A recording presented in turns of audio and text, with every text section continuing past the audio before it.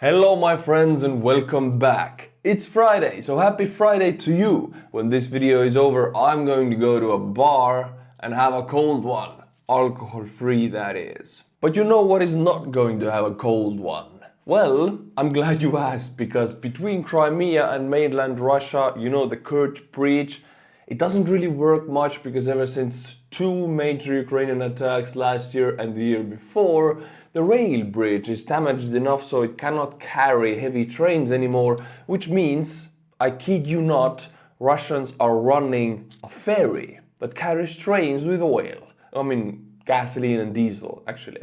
So this is how the Crimean Peninsula is actually supplied with almost everything. Trains on a boat. What the hell? I didn't know this was possible. What's next? Trains on a plane? Trains on a boat, which is on a plane. Well, this is vital. This is a very vital ferry keeping Crimea supplied with everything. So naturally, the Ukrainians blew it up. Yes, they sent their own developed and produced Neptune missiles. There's plenty of footage about it from all different angles, from up and down and below. I mean, the ferry sunk. This information is not from the Ukrainians, it's from the Russian officials in Crimea. They claim their own ferry sunk. So Ukrainian developed Neptune missile as an anti-ship missile. Then they redeveloped it as a long-range cruise missiles for also ground targets. And now they went back to the first idea and actually struck a Russian ship with their anti-ship missile. Now, this ferry sunk. Huge blow to the Russians, of course, because Crimean logistics is already in a very sad state. But it's not it. Because according to these very same Russian officials, it turned out that this was our only ferry there that is capable of transporting railway tanks. Wow, you will. Oh la la, very nice. And if they hit the Crimean bridge, then it will be impossible to safely transport fuel to Crimea and to our Dnipro gas station, only by tanker trucks. It will be possible only by tanker trucks. Because as I said before, yes, the Kerch bridge is intact, but it's damaged enough that heavy trains cannot cross it, meaning no fuel trains. Meaning fuel trains had to be ferried across. No ferry anymore, it's turned into a submarine. They have to rely now on trucks just transporting fuel over the Kerch Bridge via motorway, which is very bad for logistics. In military language, this comes from the Russians. In military language, this is called isolating the future combat area. King of the castle, ooh la la. I am excited what's about to happen in Crimea. My friends, a few days ago I reported on the news of how Ukraine sunk the Russian submarine. It was beautiful and efficient, and this is why today I want to guide your attention of how this bombshell of news is reported all around the world. This is why I bring to you Ground News, the #1 news comparison site in the world. Ukraine intensifies its long-range strikes, sinking a Russian submarine and striking an airfield. That is the news that we're going to look at today. First of all, you can see the entire list of articles that covers this news. 159 articles in total. We have Pravda, One News, something from Asia, Forbes, you have everything. Now if we go to the top right of the screen, we can see the coverage details. 159 news sources.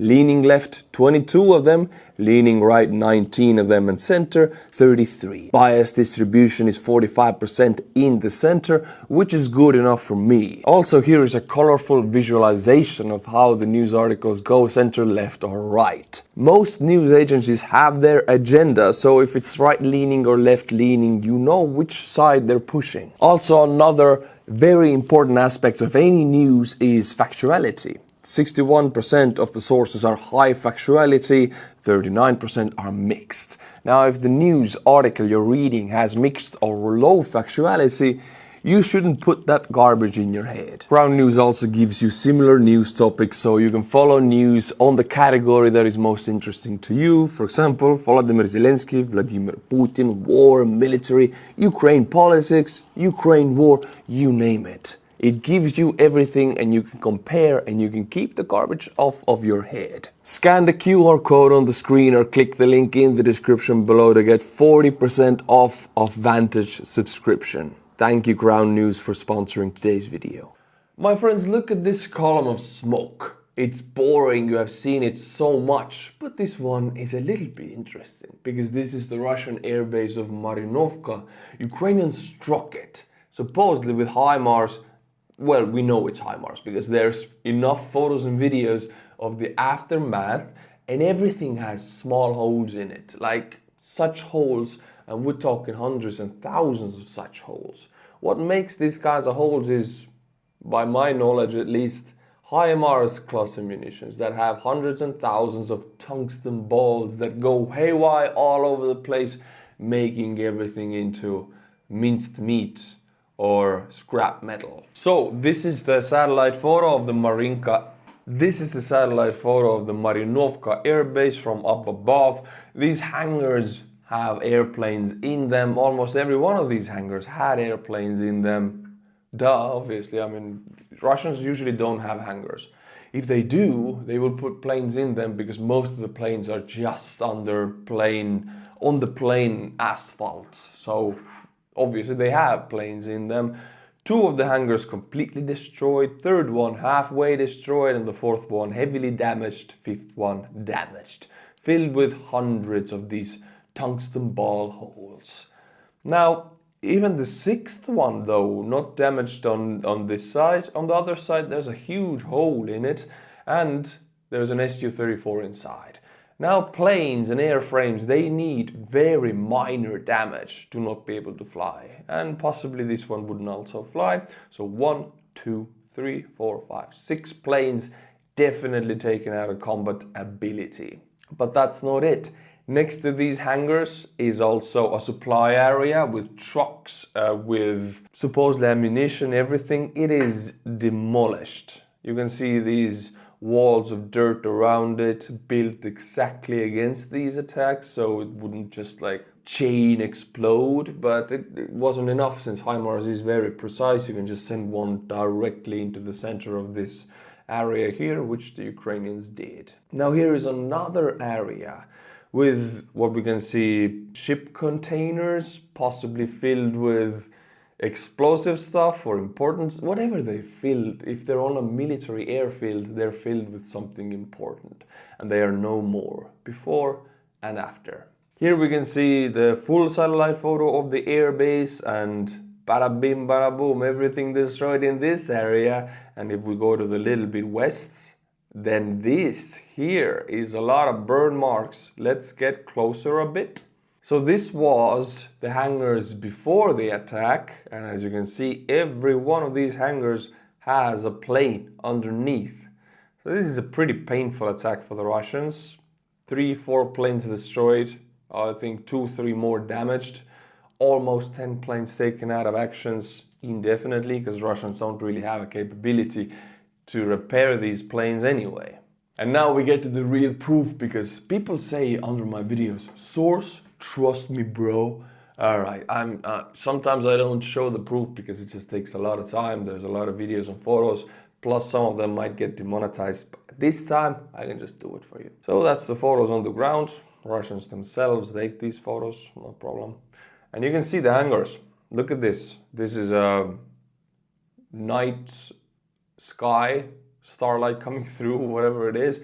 These are these tiny, hundreds of thousands of these tiny tungsten balls that go through everything with high speed, destroying everything in the radius of the blast. This hangar is no different. And look at these balls. They don't deform, they just go through everything. Metal is like butter for them because they're tungsten. My friends, this video is going to make your head spin because so much is happening. We're going to not to Kursk, not to Kharkiv, but to Bryansk Oblast. And I'll show it to you on the map also. This here is already Belarus. This is Ukraine and this is Russia. So this is like a northern eastern area of Ukraine where Belarus, Russia and Ukraine meet. That's the meeting point right here. Right next to it is Bryansk Oblast, Russia. And supposedly, by the Russian sources, Ukrainian units crossed the border and started their offensive into the Bryansk Oblast. So a completely new area of invasion into Russia. All I can say is, King of the Castle, King of the Castle, very nice. I can just see like Borat rolling around like, ooh la la, you know, it's my new castle. This is only 180 kilometers from Kyiv. Let's see how it's going. Well, according to the governor of the Russian Bryansk Oblast, the Ukrainian forces were eliminated, situation was stabilized, and Ukrainians were pushed back over the border. That is only a few hours later after the invasion began. Now I have to remind you that the same report was given to Putin after Ukrainians invaded the Kursk Oblast. Oh, they're eliminated, they're pushed back. I remember Gerasimov's face and Putin's face when this interaction happened. I mean, it was obviously a lie.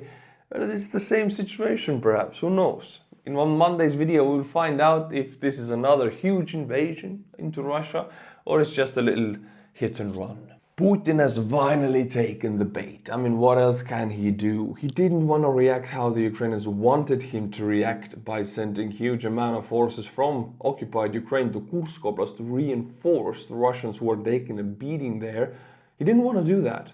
But now he is, because he has no option, because Ukrainians are just walking where they want in Kursk Oblast in Russia. It's very bad press internally also. So Putin is actually sending the 47th Tank Division, 144th Division, 7th Division, 72nd Division, a division of Marines. An insane amount of units are now actually being pulled out of active reserves in occupied Ukraine and being rerouted to Kursk. How do we know this? Also, we have visual confirmation. For example, this video is the 56th Air Assault Brigade, which is again, you know, semi-elite brigade of Russia being rerouted to Kursk. We can see they have logistical equipment, attack equipment, they have everything. They have cope cage equipment.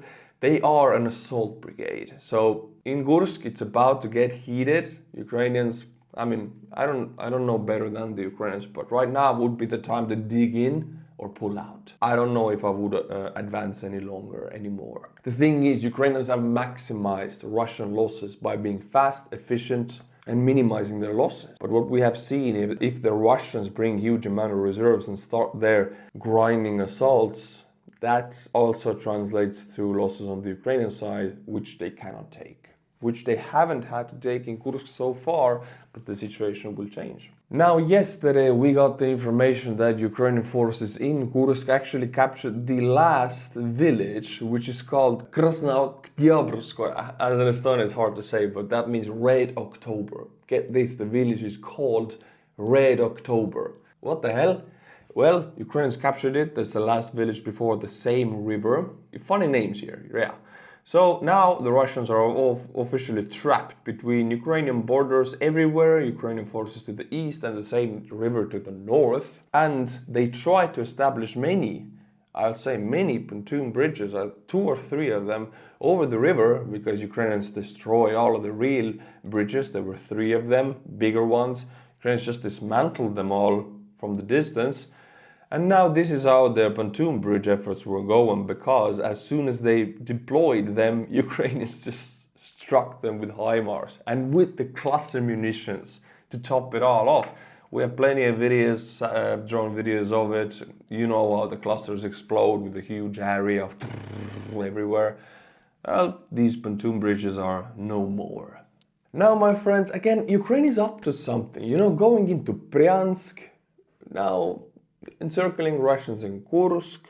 Russians are moving their forces, and now 3rd Assault Brigade, one of the best brigades in Ukraine, publicly and officially states that they went on an offensive in Kharkiv Oblast. Ukrainian units don't do that. They follow OPSEC. They never publish information about attacking ever since 2023, when the counter-offensive failed because everybody was talking too much. When the 3rd Assault is doing that now, that means something is up. They want the Russians to know. Perhaps they want them to think it's the trap and not react, and then they're actually still going because Russians didn't react. It's a mind game. It's a full mind game, like 5D chess, playing with the Russians, because the Russians, they don't know what to think anymore. Kursk was a surprise. Now Bryansk is a surprise. And now 3rd Assault. not following any OPSEC, says they're going on an offensive in Kharkiv. If you were a Russian, what would you think about this? They have surprised you left and right, and now they publicly say what they're doing. Do you trust it or not? Ukrainians are playing mind games. I kid you not, my friends, for the 5th day the Rostov oil depot has been burning. It is the longest lasting oil depot fire in Russia. It of course was caused by Ukrainian drones. It's a massive military oil depot, about $200 million worth of oil and diesel products burning in those fuel tanks. They brought in priests. This is a real photo, it's not photoshopped. It's not even taken out of context. This is what happened. They brought in priests because they couldn't extinguish the oil fires, because you cannot really do that. I mean, you pour water on it, it explodes even more. It's too hot to go anywhere near it with any kind of even suits, fire suit. Like, it's impossible to extinguish. So they brought in priests. Of course they did. Possibly the same ones who blessed the nuclear weapons. And it didn't help because it's still burning. Let's also assess the damage. New satellite image of the oil depot in Proletarsk, Rostov region, show 14 destroyed units. We're talking about fuel tanks. 4 partially destroyed units and 44 with unknown status. At least 16 units remain intact. It continues to burn. Locals reported that at least 22 tanks were already on fire. Why are these fuel depot fires so dangerous? Well, because they're filled with combustibles. You destroy one tank, it burns, and it just goes on and on. Because you cannot really extinguish oil fires. You can extinguish small oil fires, but when they're big, it's almost impossible. You have to wait until they burn to the end, because you cannot use water. I mean, there are powders and foams that you could use, technically, but if it's in such a vast area, you cannot cover it with the powders and foams alone, with the chemical extinguishing of fire. So this kind of fire, with what Russia has, is impossible to extinguish. And to top it all off, because there are so much fuel in this oil depot, Ukrainian drones have again attacked the oil depot. Again, like 5 days later, it hasn't even burned out yet. Ukrainians were like, okay, send another one, which they have not been able to put out for several days. Russian media reports this. It is claimed that the new attack took place around 5 a.m. Authorities in the Rostov region have not yet confirmed this information. The fire at the oil depot started on the morning of August 18th and has not yet been extinguished. There is a danger that fire may spread to kerosene tanks. Well, it's August 23rd. What is this? 5 days of non-stop burning of Russian oil. Ukrainians have been more effective in the Stop Oil movement than any other organization in the world. My friends, these guys captured a Russian military or command headquarters of the army, and of course there's a Putin's picture, there's a Russian flag, and there's a bottle of vodka, of course, because it is Russia. I mean, it goes with everything almost you do there. When you're working in Russia, you mostly drink, don't really work. Of course, the mandatory shot goes to Putin's face. I mean, that's how it is. I cannot imagine Russians working here efficiently. Look at this photo. A few days ago, supposedly, Putin visited Chechnya for the first time since 2011. This is Putin. Look at him. It's not him. Who is this guy? One of the doubles, and one of the worst doubles. I mean, we have better doubles and worse doubles. This is one of the worst doubles. Doesn't even look at all like him. Look at it. Who is? I don't know. Looks like Jasper Carrot. Yes, he does.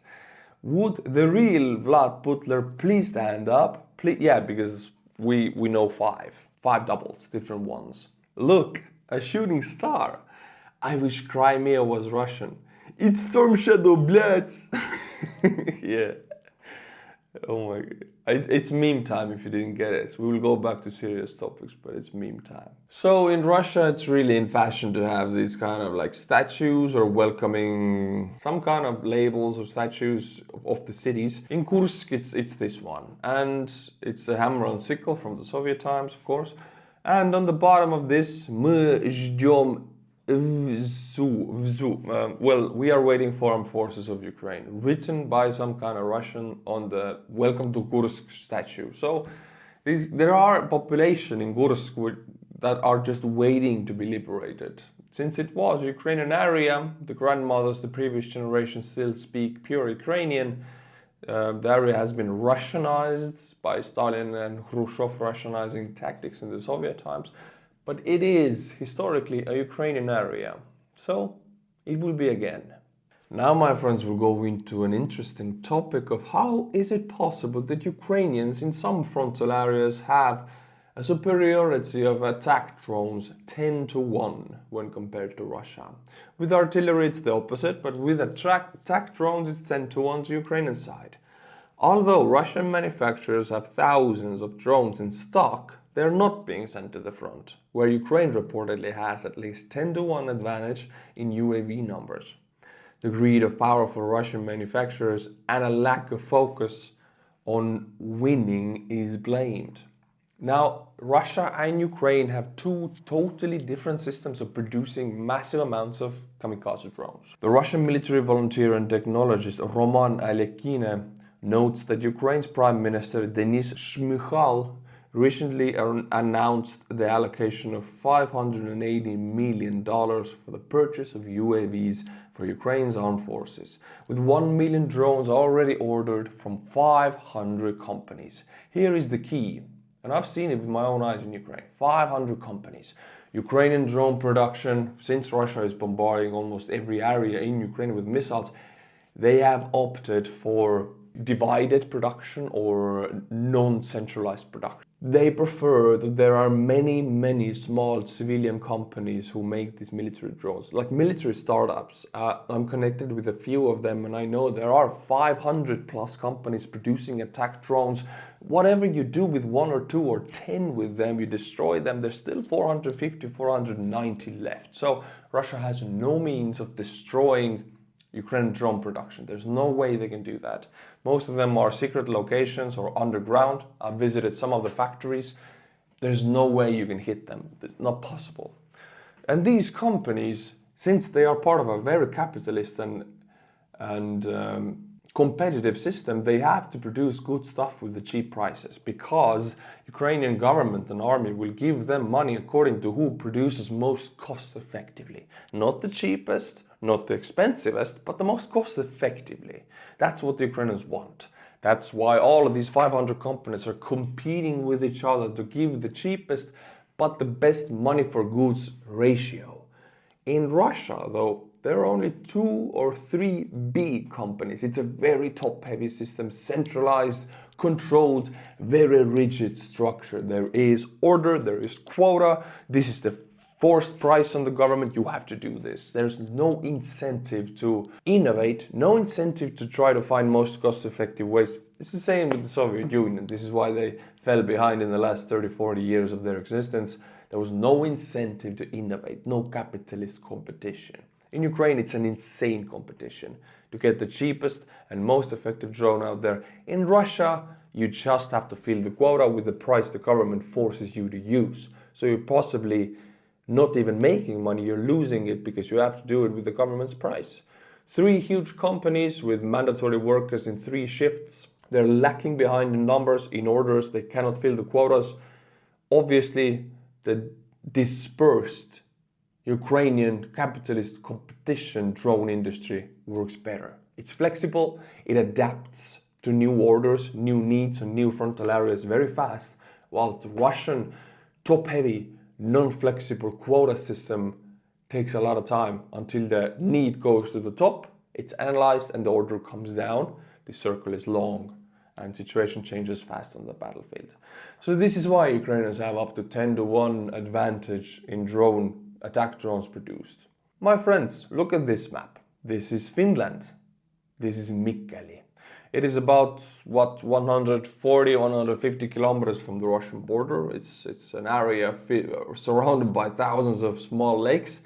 And in here, there will be a permanent stationed Western NATO brigade.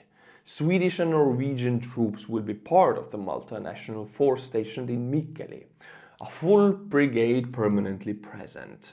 Why is this important? Well, many people, again, just give the Russia no doubt that they can just roll over the Baltics to Finland and whatever. It is not a reality anymore. It might have been before Estonia, Latvia, and Lithuania joined NATO, even before 2014.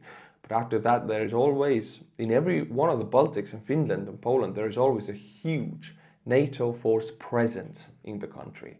So whatever the Russians will do, the first ones to fight are Western NATO forces with the local forces. And there will immediately be Western casualties also, unfortunately, which will immediately push West powers to send more troops. Let's say Russia attacks Finland. Of course, there will be Finnish, Swedish, Estonian, Latvian, Lithuanian and Polish forces within a week fighting in Finland. And now there is a full NATO brigade. It's going to be stations in Mikkeli. There's another full NATO brigade in Lithuania. There will be quick response force tank brigade, an entire British tank brigade ready to be deployed to Estonia in a moment's notice. I'm talking about this in every video almost because the Western people have fallen into the Russian propaganda trap that Russians could just roll over everything. That is the myth of the 2 decades ago. Now it's a new reality. Ukraine has proven it. There is no rolling over anybody by Russia. You can't stop Russia very easily if you are prepared. Ukraine wasn't on 24th of February 2022. They wasn't prepared. Partially their own fault also. We are preparing now. We're preparing for a war with Russia. The Baltics are and the Finland are. We're not sleeping. We're not doing nothing. We are building out the infrastructure and defensive structures on the border. We're stationing Western forces in our countries. We're buying killer amounts of ammunition, more than any other country in Europe. The Baltics are buying, small countries are buying more than Germany, Italy and France combined. If you listen to this for a moment, then we are right now preparing for a war with Russia, for a defensive war.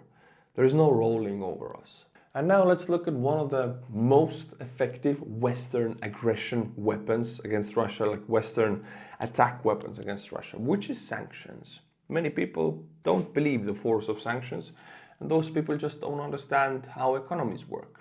Now, economies and militaries which are only directly connected to economy power, if your economy is doing bad, your army cannot fight. Not possible. And Russian economy, there are signs, like Russia is doing everything to hide every effect of the sanctions, but you cannot hide because it's in everywhere Russia, the economy is burning. Business report shortage of polymethylene. I don't know what that is, but I'm going to assume it's very important for big-time industrial production. After the 14th EU packet sanctions in June, this material was sanctioned to Russia. Now let's see what's the outcome. Business has asked to level out the deficit of raw materials widely used in the production of auto parts, refrigerators and building materials. Stopping its supplies against the backdrop of sanctions could lead to bankruptcy of enterprises. Representatives of several industries at once, the automotive, construction and household appliance manufacturers, have appealed to the Minister of Industry, Anton Alikhanov, with a request to work on the issue of shortage of raw materials widely used in product production. The letter, which was signed by more than 20 companies, which means these 20 companies are basically saying we will go bankrupt if you don't fix the shortage of this material. Because in the product producing industry, you have a logistical chain, huge chain. If anything falls short there, you don't have stockpiles usually. Any of those materials falls short or parts, you cannot produce the product. It's just not possible. You cannot leave out this one part because it will be not a product, it will not work. This material is vital. It is not in Russia. They have a huge deficit since they got most of it from the EU. Now, about 20 plus big companies producing most of the Russian products, household products and construction materials, suddenly just cannot do what they are supposed to do. They cannot produce, they cannot sell.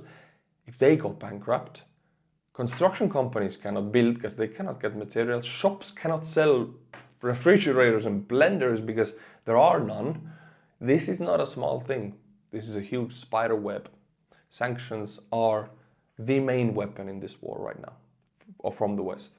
This is why I'm going to this topic, which is every European country's export to Kyrgyzstan.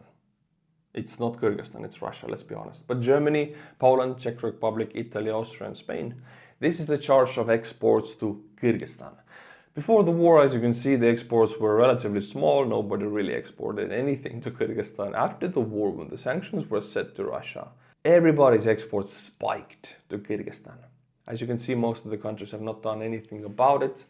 Therefore, they are enabling Russia to make huge amount of money still by the trade to EU. Only country who has been fighting against it is Poland. Calling it a weapon, fighting against it, calling it what it is not export to Kyrgyzstan, it is export to Russia. This is European countries' export to Russia, just through Kyrgyzstan. Only Poland has cracked down on it. Props to Poland, honestly. But the rest of the countries have to do it. If they really want to stop Russia, sanctions are where it's at. It's an economic pain. Only Poland is doing the right thing here. So if you're a citizen of these countries, influence your politicians, because this is where the weapon is at. This is how efficient the weapon is against Russia. Now, my friends, for the last time of this week, I'm doing Buy Me a Coffee monthly members butchering. These are the most loyal supporters, biggest fans, and they allow me to do what I do 3 times a week, and I'll continue based on their support. I'll read you the names, and I'm talking to each and every one of you in Buy Me a Coffee, actually. I put the names today accordingly. Many of you will be surprised. Jon and Susanne Tenese, Staki Laboukane, Jakson Legge, 12 kuud in mi moutk. 12 kuud means 12 months in Estonia, if you didn't know. Independenke Rob, Miklas Nagi. Thank you to these people. You guys are directly responsible for me being able to do what I do as a full-time job. Thank you for it. Until my next video, which will be on Monday, so be back. Slava Ukraini, and bye-bye.